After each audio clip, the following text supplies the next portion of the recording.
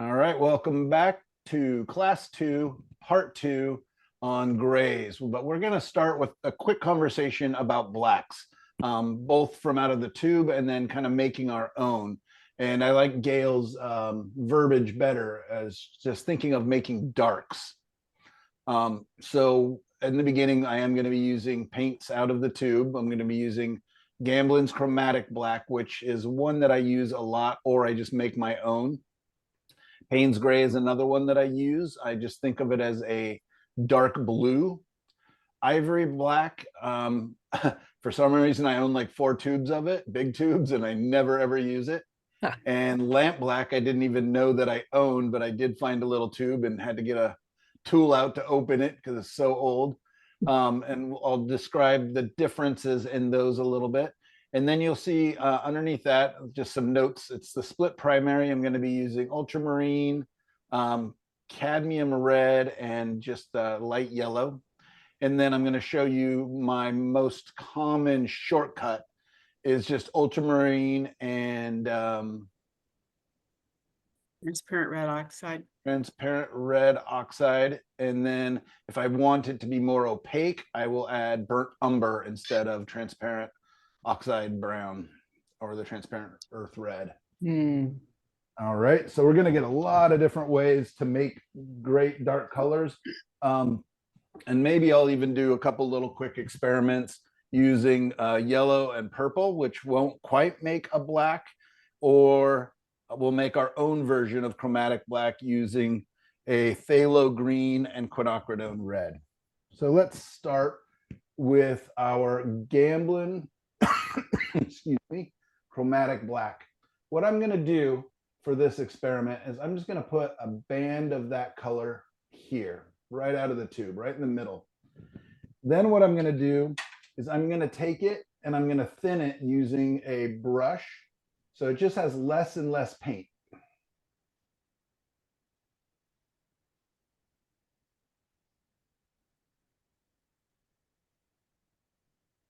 Right?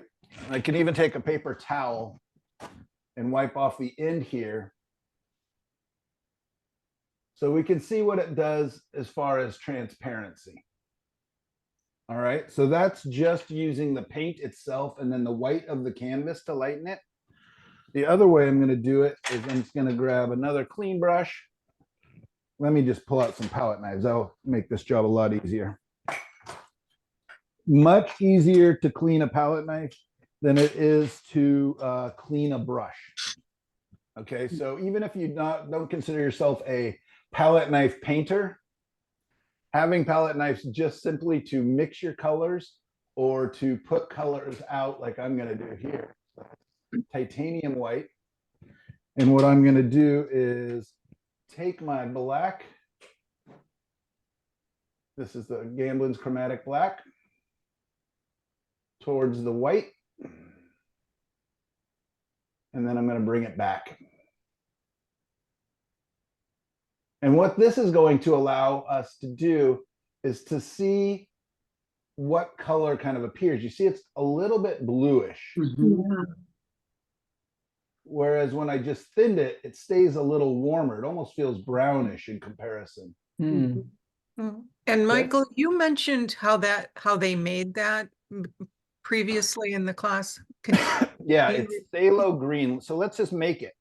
Okay. So phthalo green and quinacridone red. So when we are thinking about our color wheel, and this is one of the most important things to think about when you're darkening or neutralizing a color. This part's for you, Darlene, is we're going to be mixing across the color wheel, right? So we've got green, greenish color, and we're going to be mixing across the color wheel towards a red, right? And that will create our darks oftentimes. Basically, the two colors are neutralizing each other. So clean my palette knife. I grab, I was going to mix it. So there we go. I've got my phthalo green, my quinacridone red, and they're both very vibrant.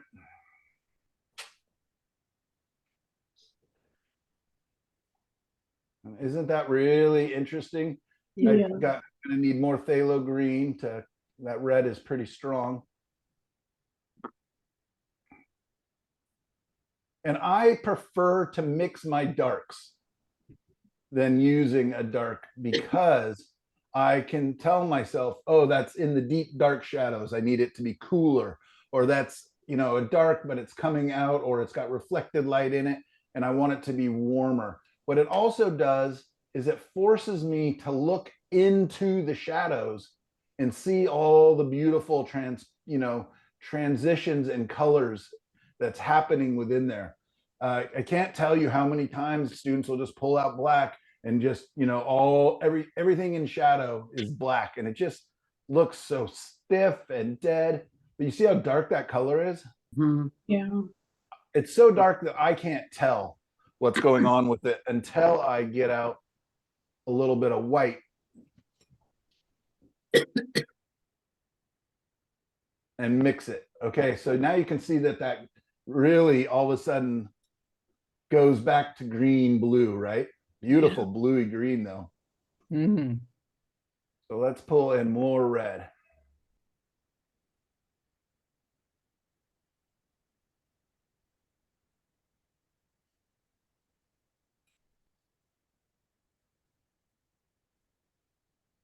All right, let's pull more red.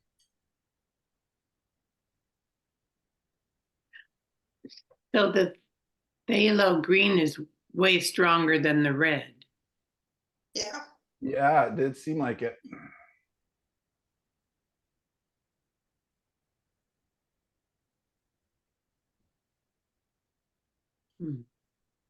That one's more gray.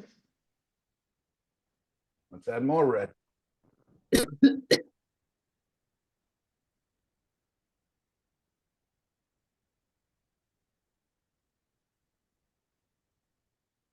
And Kim, here's kind of what we were talking about, having a mother color, right? Yeah. And then I bring it up and I create these little bands.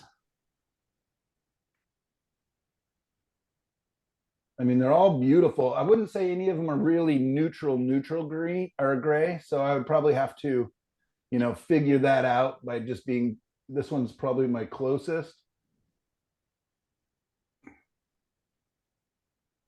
There we go. So that's a great way, but I don't often have phthalo green on my palette. So that way doesn't quite work for me. All right, now let's do Payne's gray. So this is the one that I said that I use quite a bit, and this is a cheap version. This is Gamblin's 1980, which is a little more transparent than their other brand, their more expensive one. But I actually like it better. It's easier to control.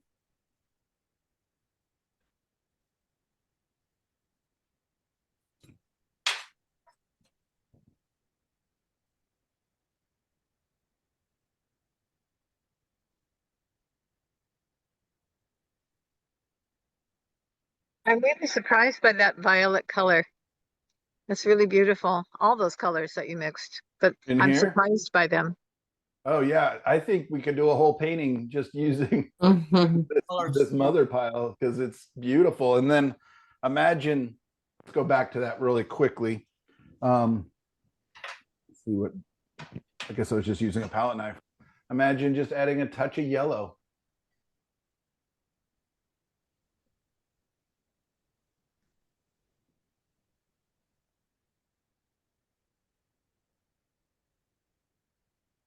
I love it.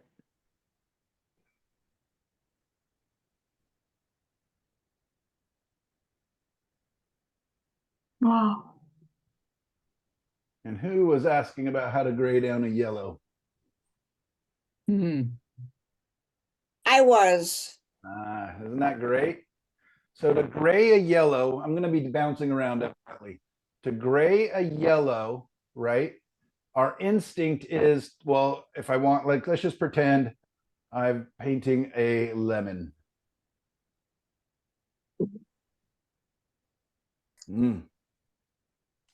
You know what they say when life gives you lemons.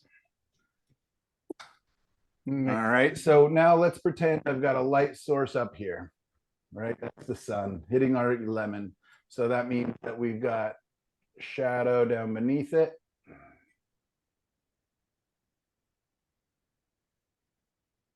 Right? So that means that we've got a light hitting. So that means we have a cooler, shadier half. My instinct, right? Because I know that blue is cool and oftentimes can make things look shadier. But you guys already know what's about to happen, right? It's gonna be green, yeah. It's going to become a lime. Yeah. So I can't, nobody, when you look at a lemon, it doesn't become a lime in the shadows, right? So what do is we're going to take the opposite of this color because it's too green. So we're going to take some red to it. And it's going to gray down that green.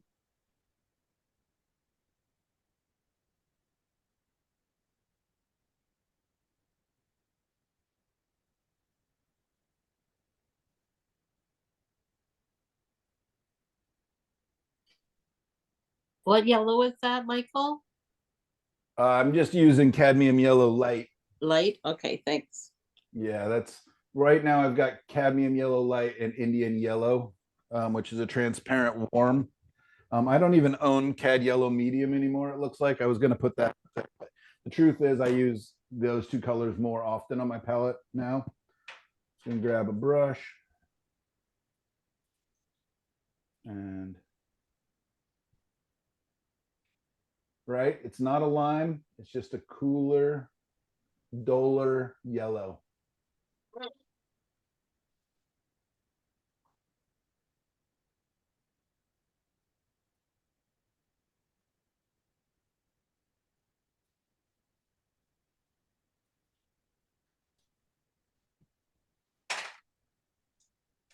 I'm gonna have 100 paintbrushes by the end of this class.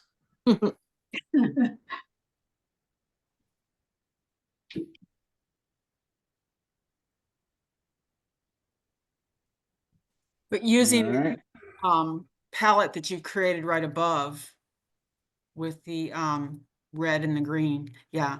Think of how much more vibrant that lemon would be if you used all of those colors to create the lemon and the graduation, the shadows. Oh yeah, it could be gorgeous. I mean, yeah, Yeah. we could easily bring I some of mean, this purple. Your single lemon would be a beautiful painting. Yeah.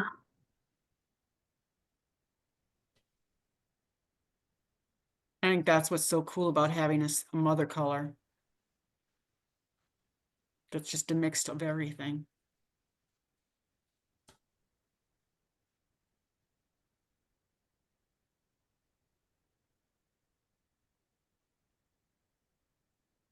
Now, Gail, did you say you mix multiple mother colors or you start with one for your painting to begin with? Start with one. Okay. Yeah, that's why Gail's paintings have so much innate harmony in them. And if I want blue, I Alright. just add more blue, more and more blue to the mother color, a little dot of it. And it automatically grays it down or brightens it up. So a shortcut to making a dull yellow. Again, what's the color wheel? What's going to be across from Purple. yellow to the color wheel? Purple. Purple. For once in my life, I have purple on my palette. Yay. Doesn't take much. Once you have a little touch dioxazine, it's Yeah. there forever. Yeah, the theory is that by mixing them, I should be able to create a black, right? Or a very, very dark. And the truth is that it doesn't quite. It just makes this kind of very dark color. Let's add white to that. And you'll see that it's still very fuchsia. But a nice, dull, beautiful grade down. It's warm gray, but it's Yeah, so let's just add a touch of that and bring it over to our yellow.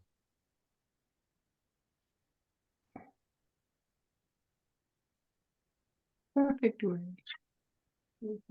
And I think that Dioxidine purple and Payne's gray makes a really neat dark Hmm. that you can do a lot with. Mm. Yeah, and that would be like another thing is you can add little, if you want to squeeze out some of these darks, blacks, you can just add them to your pile of darks and, and that way you're still getting a color to it. All right, so we're on Payne's gray here. Add a little more to this pile. Yeah, what did you say, Docs? Some purple and That was my cad yellow light. Paints gray. Haynes? Oh, this is Payne's gray now. This is just Payne's gray. Okay. So I'll be curious as we have on this side, it got cooler than when I went just transparent. On this side, when I went transparent, it went very cool.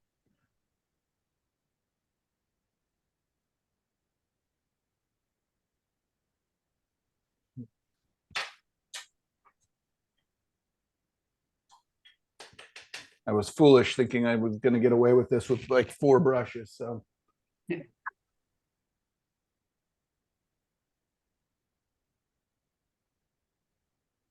You need to hire a kid to come and clean while you're painting. Mhm.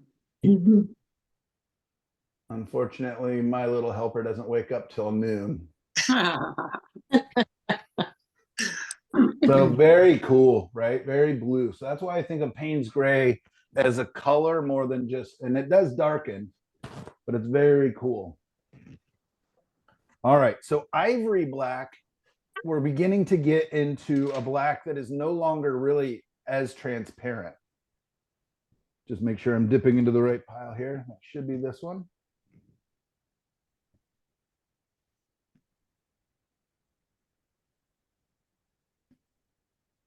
So Yeah. the first one is a warm gray, and the second one is a cool gray. Yeah, and that's because it's made with that quinacridone red. Right.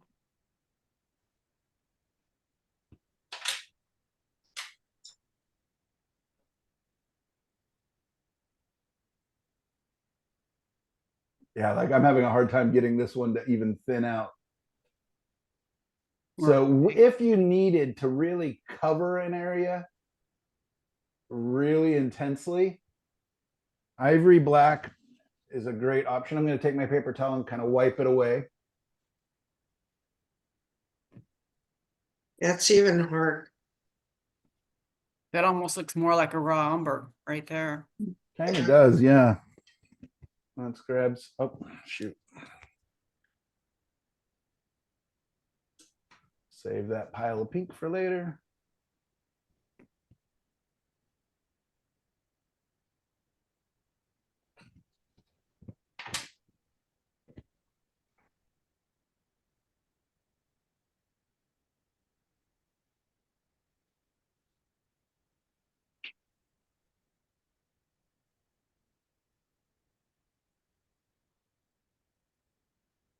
I would say this is the most neutral of the grays so far.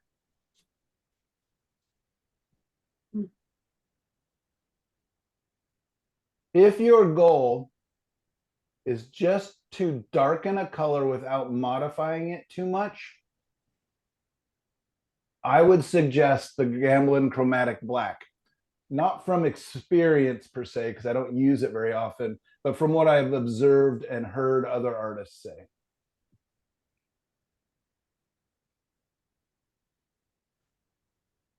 If you want to just make cool darks, Payne's gray is a great color. And also, I think I just like the blues that it makes. Ivory black has the coverage. If, again, you were making very graphic work and wanted strong, dark, bold lines, dark, black lines, ivory black is a great tool. I've heard tell, oh, wrong color. I've never even hardly experimented with lamp black, but I've heard it's even more opaque and stronger than the ivory black.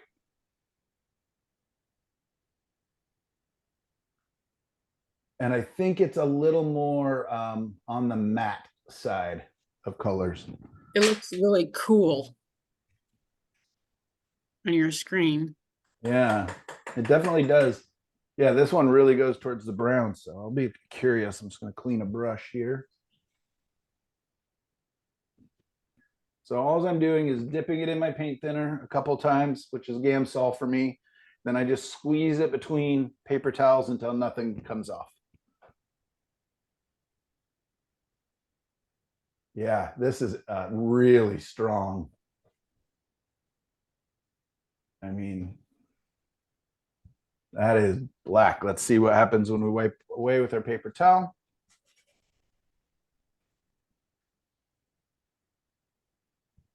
Very, very strong. Mm-hmm. Let's try it again.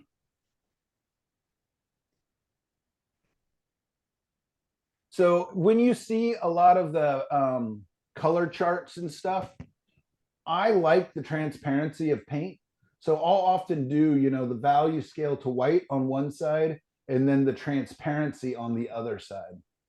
Just because you get differing colors oftentimes, as you can kind of see. White, I also think of as a color. And white is going to make things, as a general rule, cooler. Also has a tendency to make things a little pasty when not dealt with correctly, or chalky feeling.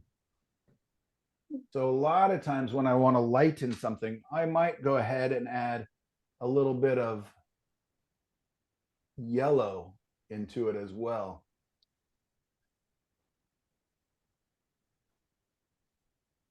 So that's interesting. In its pure form, it has super coverage, but it definitely mixes down pretty quickly with white.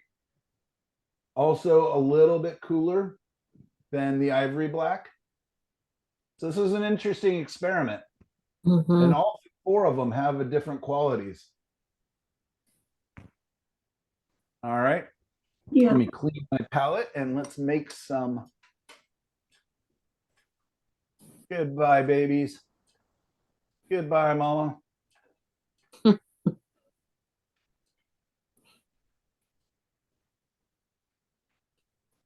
that'll just make some sort of beautiful neutral. Beautiful.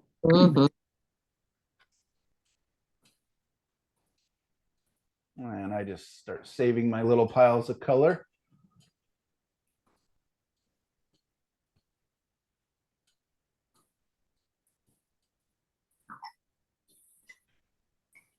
So when you are thinking, you know, in the future, or when you're laying out your palette, what I'm going to present to you today is a lot of different ways to make darks or blacks or grays, right? Because my palette is typically this right up here. I never have any of these colors, maybe Payne's gray every once in a while. And I don't have all these colors. Maybe I'll have one of the browns, whether it's the transparent earth red or the burnt umber. In fact, I just switched those, but I rarely have more than 6 primary colors, 2 yellows, 2 reds, 2 blues, and 1 brown, possibly, or a Payne's gray, possibly, and white. The phthalo green, have been learning a lot about, and how it fits so nicely with the quinacridone red, and it makes strangely beautiful blues when mixed with just a touch of the quinacridone. So maybe that color might make it on there, because sometimes it's fun to have some kind of dynamic, exotic, strong color, but it's very, very strong. And it contaminates colors very much. So I don't generally have phthalo colors on my palette. Another color that I've been having a lot of fun with lately is the phthalo turquoise. In fact, you can see how much I've been using it lately. And it's just a very much darker, slightly bluer version of the phthalo green. But it also makes just gorgeous, really interesting blues. So now we're going to make our own. So again, this is my normal palette.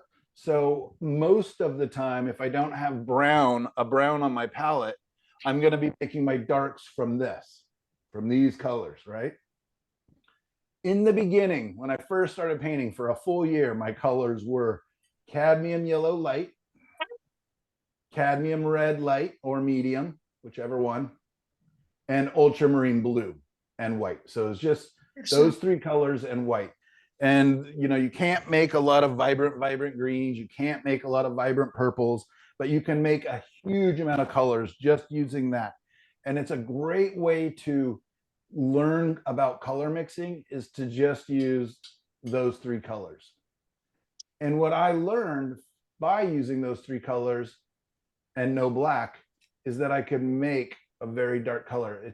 For me, it's about 2/3 or more of the ultramarine blue, a bit of the cadmium red, and then it's going to be just a touch of the yellow. So what happens when I mix this orangey red and then ultramarine blue is a color that leans towards purple. It's considered a reddish blue together.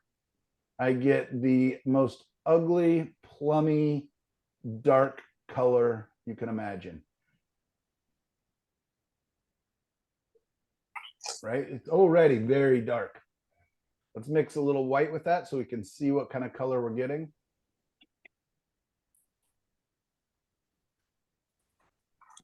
So it's purple. Oh, still too dark on the monitor. Got a lot of white to it. So you can see that color is leaning towards purple a little bit, but it's really an ugly brownish color. So when I add this little bit of yellow, what I'm doing is I'm neutralizing this purple.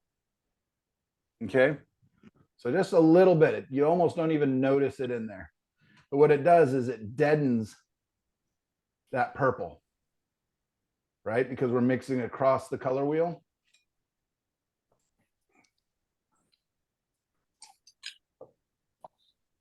So it's still reading as kind of purplish. So I could, knowing what I know, add a little more yellow to it. If I'm just trying to get it as neutral of a gray as possible. And again, I just can't see this color very well, so I have to almost test it. Still purplish. Cadmium red is a very strong color. Add more yellow.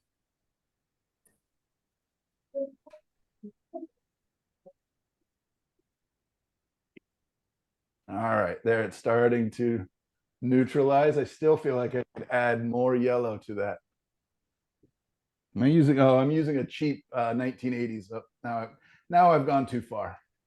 Look what you made me do. Now it's going to be greenish, I bet. Oh. Yeah, that's Pretty not clever. bad. Yeah, that's not bad. That's an And I- interesting Oops. Got variety of left grays. a little white on my palette knife.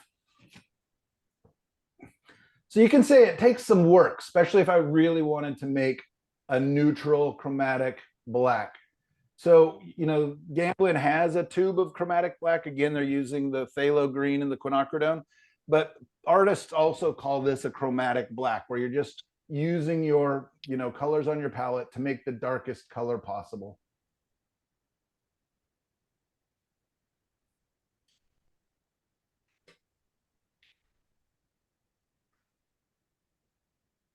But what I like about it is I never need black, right? I never am out painting anything that just needs black. So I just need a really dark color.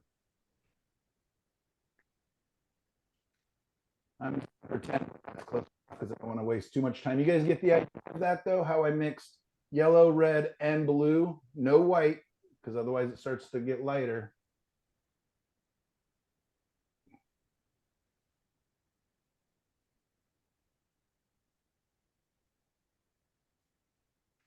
I don't know if you can see a difference. I can here in my studio, but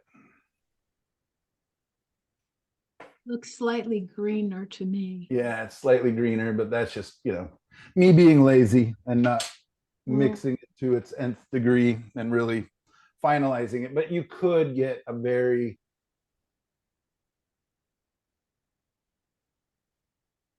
neutral. That brush just wasn't as clean as I thought. I can feel some other gray coming through.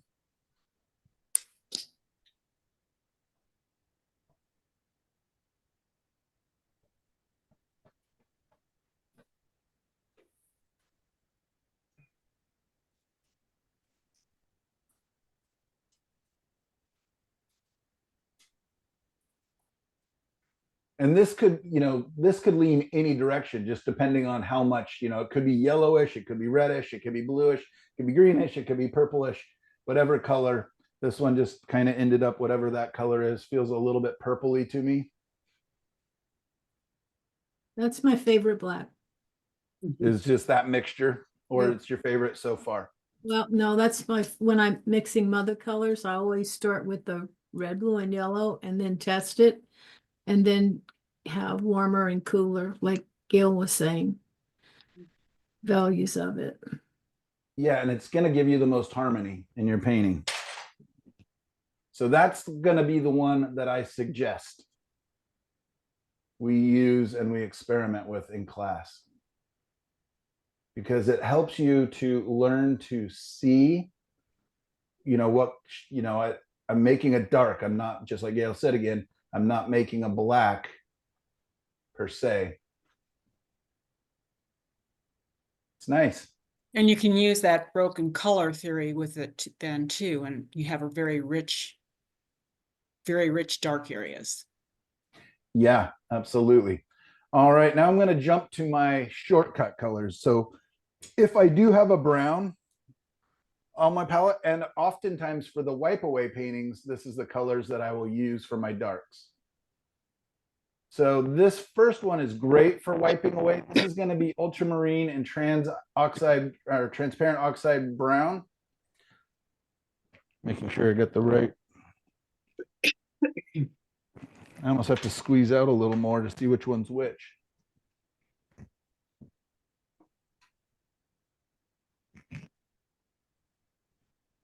Okay.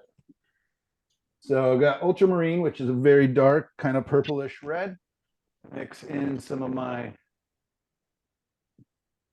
transparent oxide brown or earth red, just depending on what brand. And it makes beautiful dark.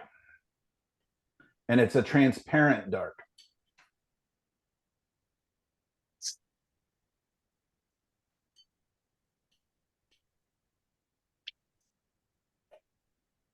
Oh yeah, so that's just lovely. Have you guys, for those of you who've been painting for a while or painting more, have you guys had a lot of questions of when you go and see all the different blacks at the store? No, No, never use it. You're like, I don't even use them. Why do I care?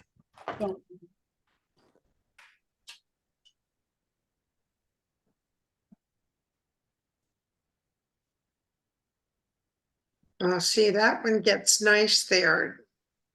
The transparency is nice. Oops, darn it.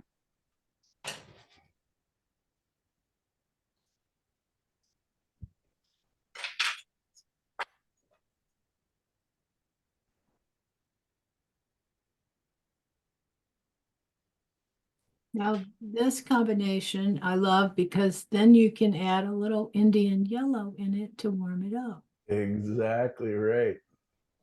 And it's exciting. Yeah, it's just fun to bend. It is. All right. And so now I'm just going to do the same thing with a burnt umber, which is reddish looking on the palette, but it's more opaque than that transparent color. So there's just a density to it that sometimes I really like in my paintings.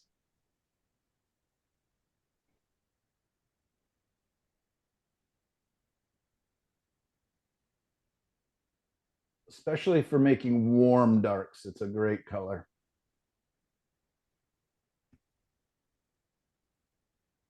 just gonna pull some of that aside so I'm not just building a giant pile.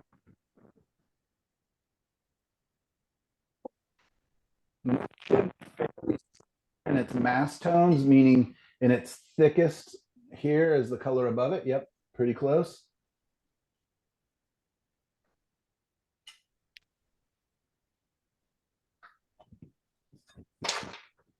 But when we are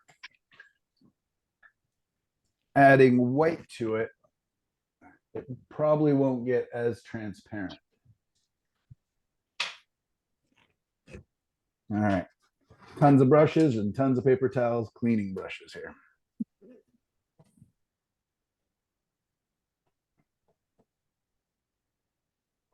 Oh, I evidently added a lot of blue to this one. Mhm. Wow. I would say that's pretty cool. And very cool.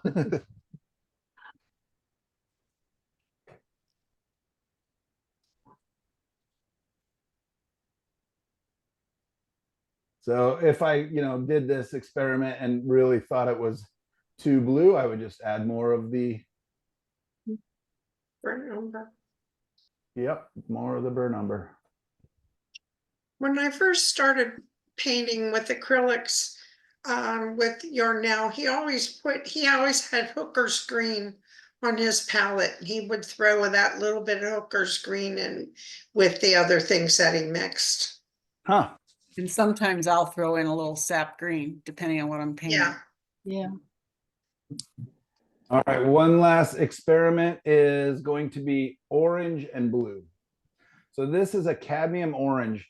And the nice thing about cadmium orange is that it's a single ingredient, whereas most oranges are mixes of yellow and red.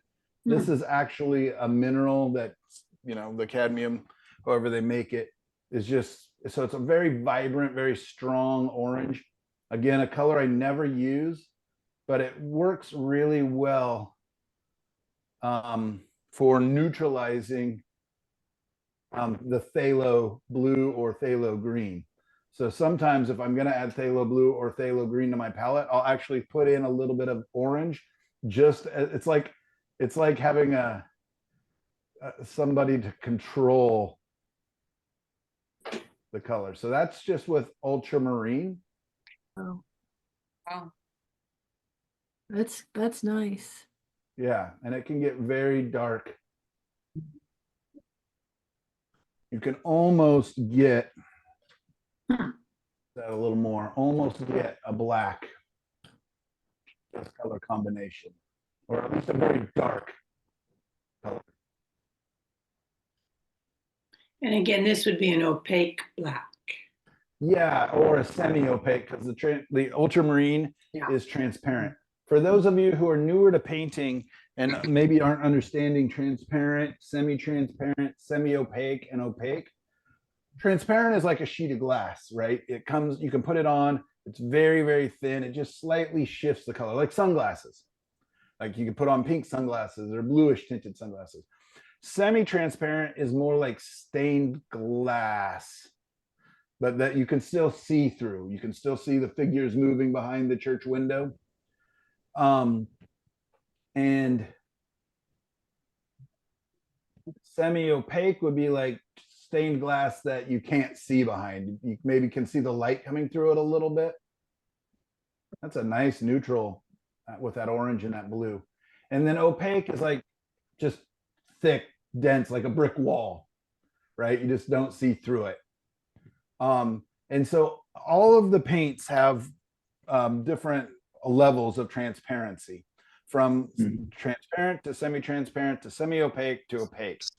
And you just can either learn by experimenting with them. A lot of times I do where I put permanent marker, just put lines, and then you can see through them and you'll see at what level, like how much paint does it take to become opaque, if it's a transparent, or, does it ever.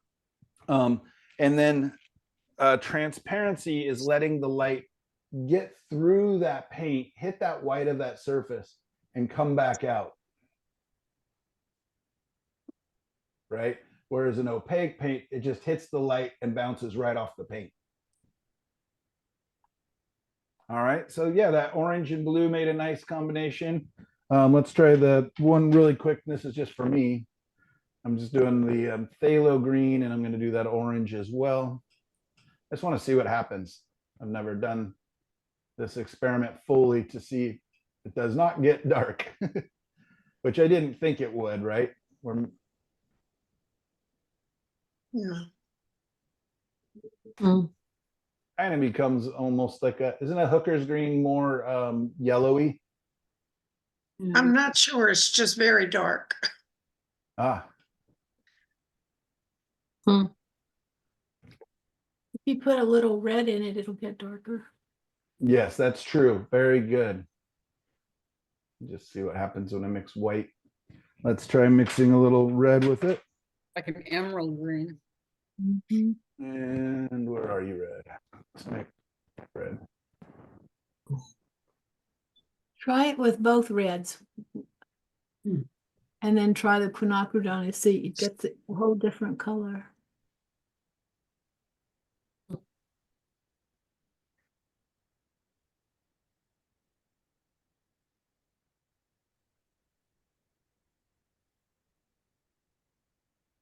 I think in the last color class, we did paintings with the quinacridone red and the phthalo green. I think we did. Yeah, so let me just show that for the students real quickly, and then we'll get back to so quinacridone green, I mean phthalo green, and just a touch of the quinacridone red does this thing where you're taking a green and a red, but together Wow. more of the red. Together they make blue-ish colors, Mm. which I just love. I wish I had Wow. more reason to paint that color. Need to go hang out by the sea. Yeah, that's exactly what I thought. Yeah, you know, and then just let it go off to the phthalo green more, add more white to that, and get these beautiful, Ooh, Ooh. Wow. great transitions. delightful. All right. So now I want to do a painting. You guys want to do a painting? Yes. All Sure. right. What colors should I use? I'm not going to use any of the blacks. No. What is the blue you have in the top right corner? Which one is it? Manganese blue. Oh, okay, thank you. So manganese blue is a wonderful blue for bright, kind of greenish. It's a blue that kind of leads towards green a little bit, whereas the ultramarine leads towards purple. So that's the color I use when I want to make very vibrant greens. Oof. Beautiful colors. Mhm. Oh, look at that dark. So let's go ahead and take another 5-minute break. And oops, that'll allow me to set up to paint, clean up a little bit. And then we are going to talk about actually using some color in here and graying it down. So yeah, did you guys learn a lot there about different ways to make chromatic grays and blacks? Yeah. Darks? Oh, definitely. Yes. Perfect. All right. So I'm going to stay here and talk to you guys during the break and discuss what we want to paint here. And I'll do a quick 12 by 16 demo. Okay. You mentioned broken color. Yeah, well, Really? we definitely do that. Let's mix a big mother color and And what's our homework going to be? to do a gray painting, a grayed down. It can be as colorful, you know, as you want, like as many colors, but I want it to be in grays. Okay.